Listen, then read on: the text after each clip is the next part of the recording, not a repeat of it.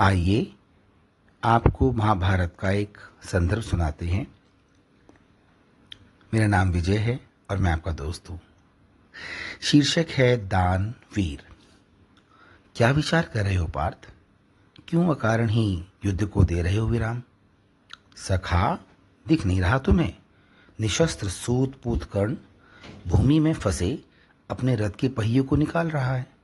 क्षत्रिय निशस्त्र पर वार नहीं करते हैं।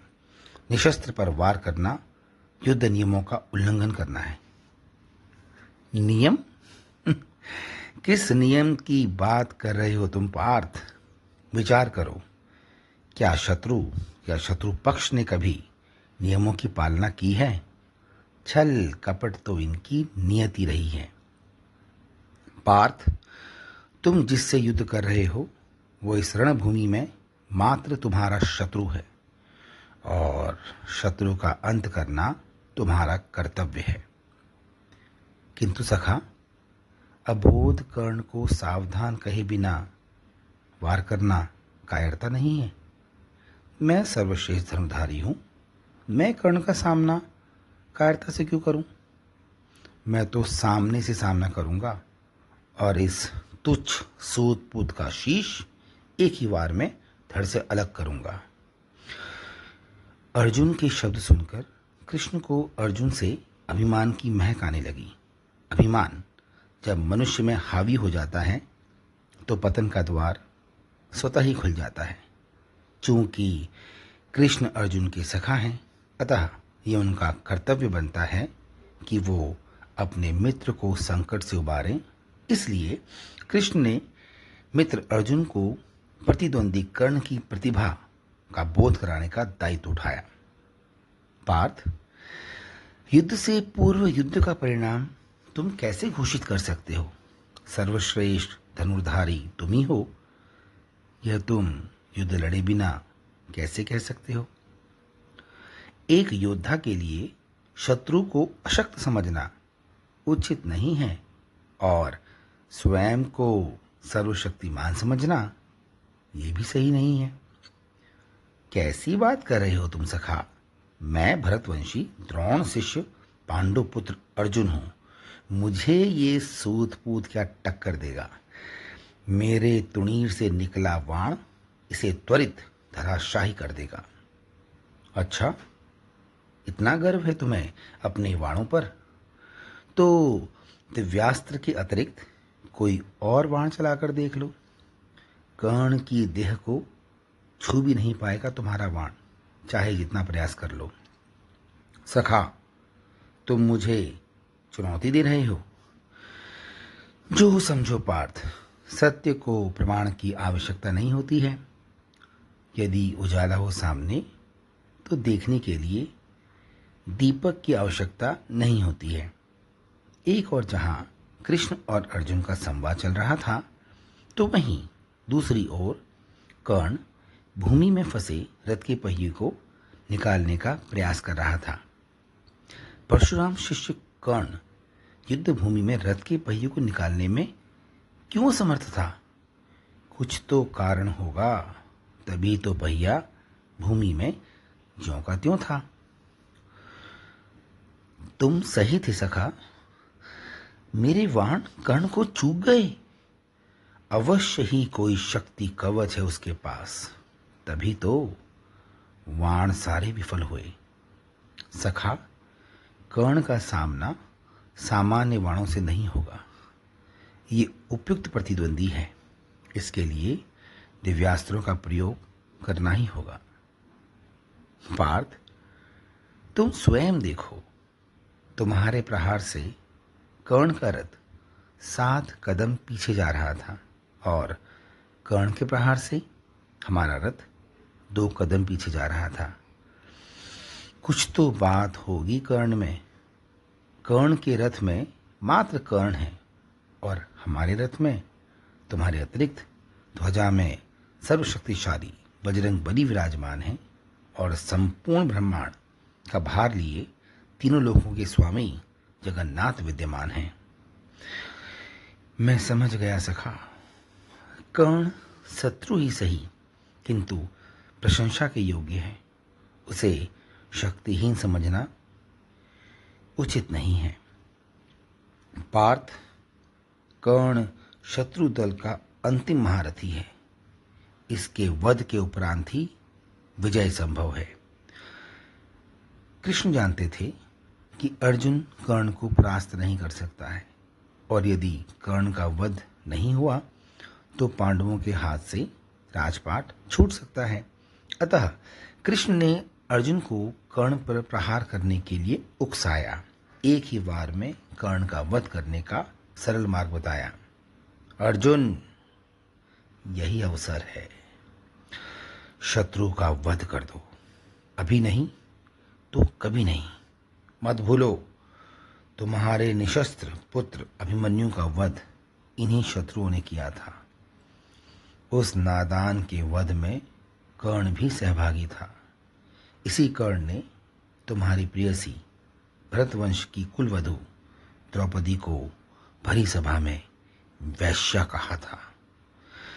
अर्जुन, अपने क्षत्रिय होने का धर्म निभाओ और अंजलि का अस्त्र का आह्वान करके इस अधर्मी कर्ण को परलोक पहुंचाओ। कृष्ण के कथनों ने अर्जुन का हृदय छलनी कर दिया। उसके तन बदन में आक्रोश की ज्वाला भभक उठी। अर्जुन ने अंजलि का अस्त्र का आह्वान किया और गांडीव की प्रतिज्ञा खींचकर अस्त्र सीधे निहत्ते अबोध कर्ण की ओर चला दिया। अस्त्र सीधा कर्ण के सीने को लगा। वार इतना तीव्र था कि कर्ण रगड़ते हुए रथ से दूर जा गिरा। धराशाही कर्ण ने अर्जुन से कुछ नहीं कहा। वो सत्य जानता था, इसलिए मौन रहा। रणभूमि में पड़े कर्ण के आंखें सूर्य की ओर देखने लगी। झट से प्राण निकल जाएं, बस इसी की प्रतीक्षा करने लगी। भिक्षाम देहि, भिक्षाम देहि, भिक्षाम देहि करता हुआ एक ब्राह्मण कर्ण के निकट आया। ब्राह्मण के स्वर सुनकर कर्ण ने पूछा, हे ब्राह्मण देव, आपको क्या चाहिए? शीघ्र बताइए। मुझे मृत्यु से पूर्व आपकी सेवा करने का अवसर दीजिए।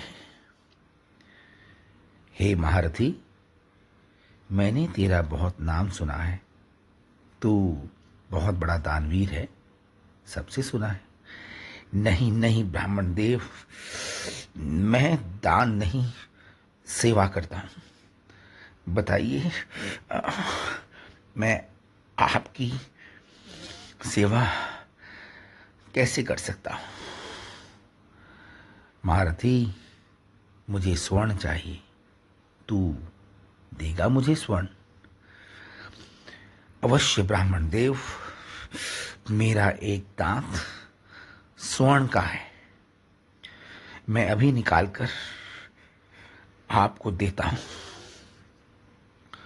कर्ण ने ब्राह्मण के सामने सीने से लगे तीर के नुकीले भाग को तोड़ दिया और फिर उसी से अपने मुख को छलनी कर स्वर्ण दंत ब्राह्मण को अर्पण किया। अशुभ अशुभ अशुभ, तू ब्राह्मण को झूठा दान देगा? मृत्यु से पूर्व अकारण ही पाप का भोगी बनेगा? इस स्वर्ण दंत को गंगा जल से पवित्र करके दे मुझे। लक्ष्मी का आशीर्वाद है स्वर्ण, इसे शुद्ध करके दे मुझे। जैसी आपकी आज्ञा ब्राह्मण देव।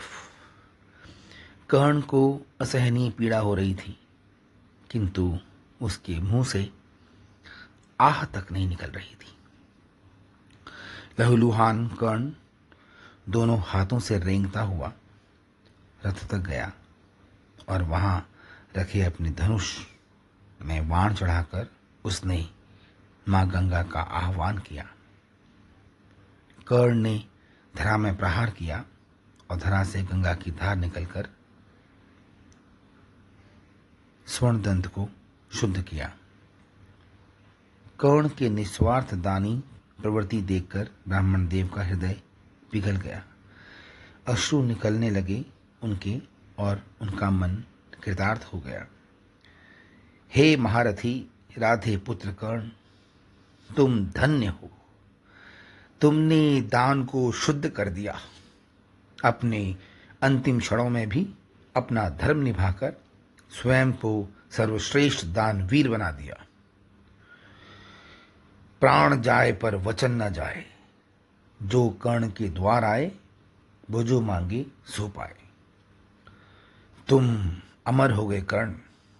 जब जब संसार में कर्ण का वर्णन होगा तब तब दानवीर कर्ण के नाम से उसका गुणगान होगा।